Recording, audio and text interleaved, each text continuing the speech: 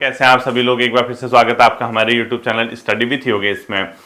अब क्योंकि आपके एग्जाम की डेट आ चुकी है बच्चों, 17 मई को बीपीडीओ वीडियो का जो री एग्जाम है, पटवारी वीडियो बीपीडीओ, आई होप कि उसकी तैयारी आप लोग कर पा रहे होंगे।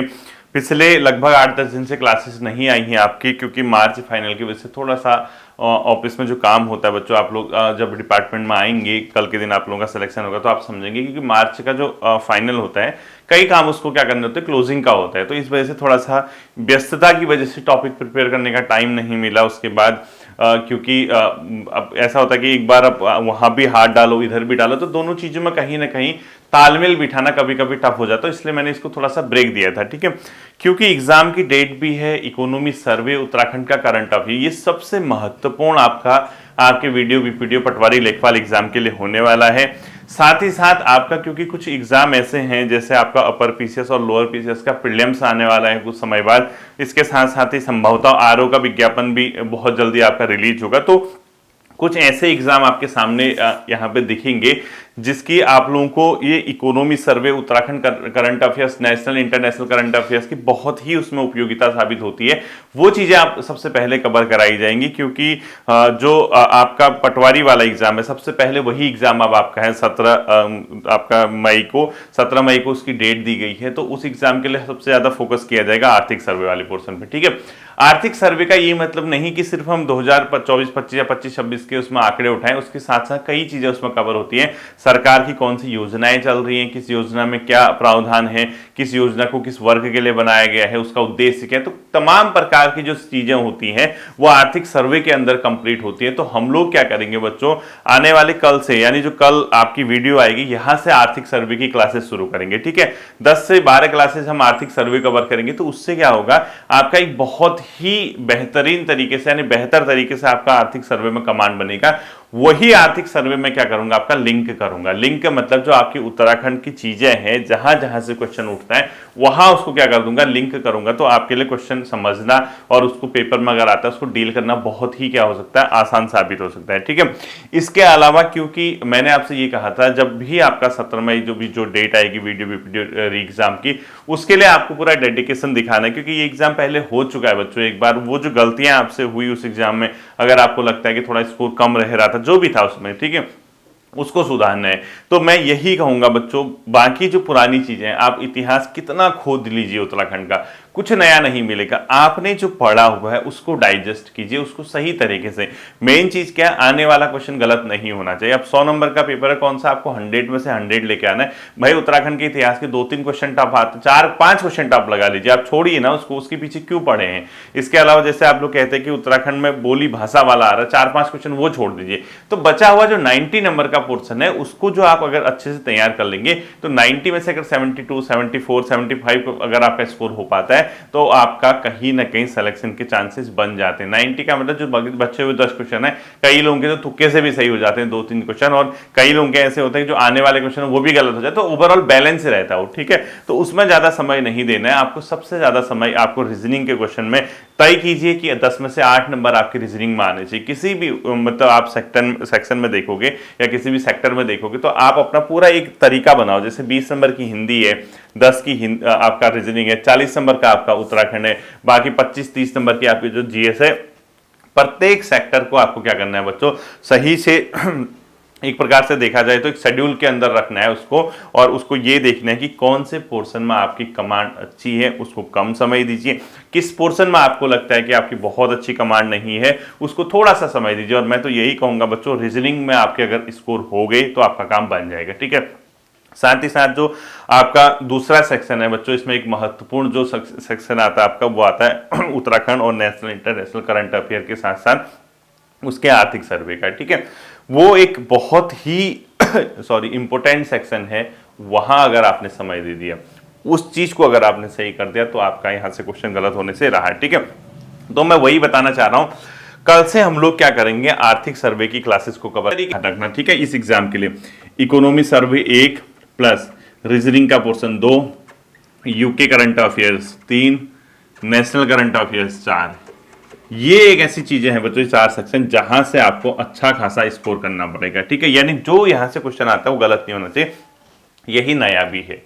इसके अलावा जो चीजें आती है वही घिसी पिटी चीजें आती है बच्चों, उसमें आप मैक्सिमम चीजें देखना, वो सिर्फ खाली घुमाता है क्वेश्चन को। आप इतने समय से आप तैयारी कर रहे होंगे, आप देखो डायरेक्ट फैक्ट ना पूछे अलग बात है, लेकिन आप मैक्सिमम क्वेश्चन देखना, वो उसी पैटर्न पे वो लोग पूछते हैं, उसी को स्टेटमेंट बेस बना देंगे, 4 देंगे, 4 में से कौन से गलत हैं, इनमें से कौन कौन से सही है, 2 3। पहले क्या होता था, जब पहले के टाइम पे पेपर होते थे, अभी 2-4 साल पहले तक, वो क्या होता था 100 नंबर के पेपर का मतलब 100 नंबर के ही क्वेश्चन होते थे, यानी 100 ही आपको क्या दिखते थे, फैक्ट दिखते थे। अब क्या हो गया, 100 नंबर के पेपर में आपको लगभग 150 फैक्ट देखने को मिलते हैं। वो कैसे, वो इसलिए एक क्वेश्चन के 3-4 पार्ट बता रहे हैं, कौन से सही है कौन से गलत है, तो आपको बहुत ही क्या करना पड़ता है, दिमाग चलाना पड़ता है। होती वो वही चीजें, घबराने की उसमें बिल्कुल भी जरूरत नहीं है। आप कम समय है, कम समय में आप एक प्रॉपर शेड्यूल बनाइए। आपका लगभग कितने दिन बचा, आज से 40-45 डेज बचेंगे, आप मान के चलिए 10-17, यानी आप मान के चलिए 48 डेज के आसपास आपका टाइम बचा है। तो 48 दिनों के अंदर आपको लगभग 1.5 महीना मान के चलिए, आपको पूरा चीजें रिवाइज करनी है, रिवीजन पे फोकस कीजिए।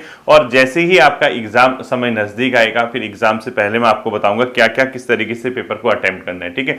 इस समय सबसे ज्यादा अगर किसी चीज पे फोकस करना है, वो है आर्थिक सर्वे पे, उत्तराखंड के करंट अफेयर्स पे, नेशनल करंट अफेयर्स पे, रीजनिंग पे, और जो अपने आप में थोड़ा बहुत कंप्यूटर वगैरह, कंप्यूटर ज्यादा नहीं। और किस पे फोकस नहीं करना है, ध्यान से सुनना, किस पे फोकस नहीं करना।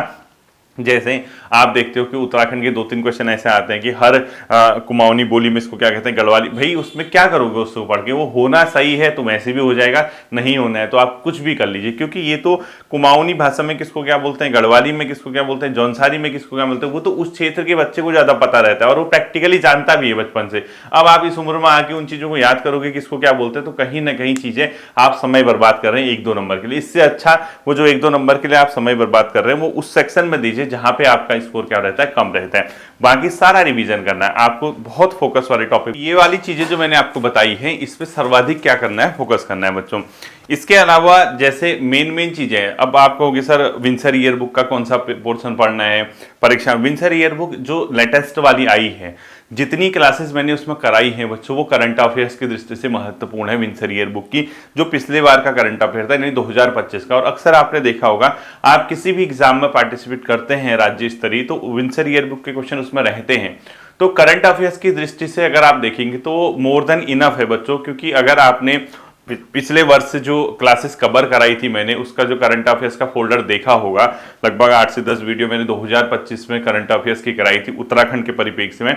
उसमें अपर पीसीएस लोअर पीसीएस के जो एग्जाम हुए थे वहां भी उससे क्वेश्चन आए थे, उसके अलावा ऑलमोस्ट सब कवर कराया था। तो विंसर ईयर बुक में एक ऐसा पोर्शन जो छूट गया था या जो नहीं करा पाया था मैं पिछले क्लासेस में, तो वो मैंने कराया हुआ है। आप अगर चाहो, जिस बच्चे ने नहीं देखा है, तो विंसर ईयर बुक का फोल्डर बना हुआ है 2026 के लिए, जो देखना आप लोग, 5 या 6 क्लासेज है उसमें, करंट अफेयर्स आपका उससे हो जाएगा। इसके अलावा माह जनवरी, फरवरी और मार्च, ठीक है, ये 3 महीने के उत्तराखंड के परिप्रेक्ष्य में क्या घटनाक्रम घटा था और राष्ट्रीय स्तर पे और इंटरनेशनल लेवल पे क्या हुआ था, वो भी हम लोगों को क्या करना पड़ेगा बच्चों, करंट अफेयर्स। 2 या 3 क्लासेस में मैं नेशनल इंटरनेशनल कवर करा दूंगा आपका, तो वो वाला पोर्शन भी आपका स्ट्रांग हो जाएगा। बाकी रहा जीएस के लिए क्या पढ़ना है। देखो जीएस ज्यादा डीप तो आती नहीं है बच्चों, बहुत ज्यादा आपको डिटेल से तो मतलब मैं कह नहीं सकता हूं कि आपका कितना वो आपका पूछेगा, लेकिन आप बहुत ज्यादा डीप पढ़ोगे, समय भी नहीं है, तो प्रैक्टिस आप जितना भी आपकी किस्मत में होगा, क्योंकि आप इतने टाइम से पढ़ते हुए आए हैं। 2-3 किताबें, घटना चक्र ऑब्जेक्टिव लगाइए या लुसेंट ऑब्जेक्टिव लगाइए, इन दोनों में से एक ले लीजिए। साथ ही साथ एनसीईआरटी का सार पढ़ लीजिए महेश वर्णवाल जी की, तो वो बहुत है, ठीक है। अगर आप उनको प्रैक्टिस करोगे तो आपका काम बहुत आसानी से बन जाएगा।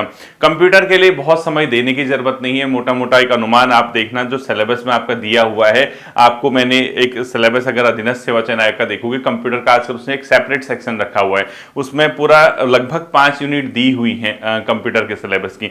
तो कंप्यूटर का जो पोर्शन है वो क्योंकि मैंने कराया हुआ भी है, अगर आप देखोगे 10 से 12 वीडियोज उसमें प्लेलिस्ट में आपको कंप्यूटर के फोल्डर पे मिलेगी, वो आपके सिलेबस पेज थे, ठीक है, जो आपके सिलेबस में है वही मैंने आपको कराया हुआ था। इसके अलावा जैसे कंप्यूटर के 4-5 क्वेश्चन आते हैं, 2-3 नंबर अगर आप ले आते हैं या 2 नंबर भी आपके सही होते हैं, तो मैं ये कहूंगा बहुत ज्यादा कंप्यूटर को समय देने की जरूरत नहीं। यहां पर अगर किसी चीज को समय देना है तो एक रीजनिंग का पोर्शन, वो क्वेश्चन गलत नहीं करने। हिंदी वाले पोर्शन में जैसे जो पत्र लेख वाला है, यानी कार्यालय आदेश क्या होता है, टिप्पणी क्या होता है, वो वाला पोर्शन उसको देखना। हिंदी के अंदर हिंदी साहित्य वाला पोर्शन देखना। 2 फोल्डर, तो 2 मतलब आपके टॉपिक बहुत इंपॉर्टेंट है। एक साहित्य वाला है, दूसरा आपका कार्यालय आदेश यानी पत्र वाला, वो 2 पोर्शन देखना। बाकी व्याकरण के क्वेश्चन ये कम पूछते हैं, मैंने नोट किया है पिछले कुछ सालों के पेपर अगर आप देखोगे तो व्याकरण उसमें कम रही है। तो व्याकरण अगर आप बेसिक भी पढ़ोगे, यानी संधि कितने प्रकार की होती है, किस तरीके की संधि बनाने का रूल क्या है, या अपने आप में समाज तो शायद दिया नहीं है सिलेबस में, इसके अलावा संज्ञा सर्वनाम विशेषण क्रिया विशेषण, ये बेसिक पढ़ो। ये बहुत ज्यादा क्वेश्चन उसमें नहीं पूछते, क्योंकि अगर आप समय दे ही रहे हो हिंदी में तो आप देखना एक वही साहित्य वाले पोर्शन पे, एक जो पत्रलेख वाला पोर्शन है, 2 एक जो पहला वाला चैप्टर है बच्चों जिसके अंदर आपका जो राजभाषा और ये सब चीजें, हिंदी बोली विकास, ये सब चीजें हैं, ठीक है। व्याकरण वाला पोर्शन सीमित पूछता है, अगर आप बेसिक लूसेंट वगैरह भी कवर करके जाएंगे तो बेसिक क्वेश्चन अगर आते हैं तो आपका कवर हो जाएगा। अदरवाइज वो ऐसे क्वेश्चन पूछते हैं हिंदी के कि आप कितना भी पढ़ लीजिए कहीं ना कहीं फंसने वाले हैं ही हैं, ठीक है। तो समय उसको इतना मत दीजिएगा, जहां आपको चीजें आपने करी हुई हैं उसी को रिवाइज कीजिए, बेसिक अपना तैयार कीजिए, आपका काम बन जाएगा। ये था हिंदी का, ठीक। उत्तराखंड लगातार परीक्षावणी रिवाइज कीजिए। आपके पास जो भी वन लाइनर है, अगर उत्तराखंड का इतिहास वगैरह जिसमें भी दिया होगा, कई लोग जैसे पढ़ते हैं जो BS नेगी भी कहते हैं, तो अच्छी किताब है, ठीक है। उसमें BS नेगी में भी बहुत सारे फैक्ट दिए हुए हैं, अगर आपके पास समय है, वैसे अधिकांश बच्चों के पास तो होगी वो किताब, या आपका जो अजय रावत जी की वो तो पढ़ने का आप समय है नहीं, वही आप नोट्स अपना पढ़ सकते हैं। तो यहाँ पर तथ्यात्मक आप नॉलेज ज्यादा बनाइए, आप तथ्यात्मक चीजों को पकड़िए आप, ठीक, क्योंकि समय कम है। इस तरीके से अगर आपको देखेंगे तो वो होगा। आप इसमें मेरा क्या रोल रहेगा, मैं आपको यहां से सबसे पहला जो टारगेट है बच्चों वो मैं आपको करा देता हूं, वो है आर्थिक सर्वे का। यहां से कल से आपकी आर्थिक सर्वे की क्लासेज आएंगी, वो लिंक बेस्ड होंगी, यानी एक चीज दूसरी चीज को इधर उधर से लिंक करते हुए एक कंप्लीट आपका सिलेबस तैयार हो जाएगा। तो मतलब सिलेबस का मतलब टॉपिक तैयार हो जाएगा, तो उससे 7-8 नंबर के अगर जो क्वेश्चन आएंगे तो आपका गलत नहीं होगा। 7-8 क्वेश्चन तो पूछता ही पूछता है, डायरेक्ट ये नहीं कि आप आर्थिक सर्वे के आंकड़े ही पूछे, वो उससे लिंक करके पुराना भी पूछता है, जैसे सरकार द्वारा इस मिशन का क्या उद्देश्य है। अब आपको लगेगा ये क्वेश्चन कहां से आया, वो है आर्थिक सर्वे। आपको लगेगा कि यार सरकार हाल ही में मेरिट मिशन योजना चला रही है, कितने जिलों में इसको मतलब वो रखा गया या कितना इसका बजट रखा गया है, तो सभी आर्थिक सर्वे बजट से आते हैं, वो मैं कल से आपका कराऊंगा। तो आप लोग क्या करना है, एक पतली सी नोटबुक बना लेना, या आप जिसमें भी नोट कर रहे होंगे आर्थिक सर्वे की क्लासेस। आपसे रिक्वेस्ट है, रिक्वेस्ट तो क्या है, आप अपना खुद ही समझदार हैं, पेपर की दृष्टि से अत्यंत महत्वपूर्ण है, उस चीज को आपको कवर करना है, ठीक है। यही मैं आपको बताने आया था, कल से आपकी क्लासेस आएंगी वो भी आर्थिक सर्वे की, ठीक है। फिर मिलते हैं अगले सेशन पर, अपना ध्यान रखिएगा। Thank you.